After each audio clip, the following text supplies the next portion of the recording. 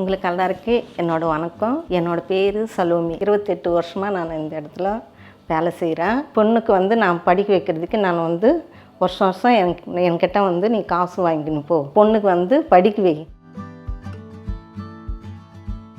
121 ஒரு பேஷண்ட் இருக்காங்க. திரும்பி மறுநாள் நான் அந்த பேஷண்ட் ரூமுக்கு நான் போன அப்புறம் அந்த பேஷண்ட் என்கிட்ட சொல்கிறாங்க, உன்னால் தான் நான் இந்த உயிரோடு இருக்கிறா, உனக்கு ரொம்ப ரொம்ப நன்றி. எனக்கு இன்னும் ரொம்ப சந்தோஷமாக இருக்குது.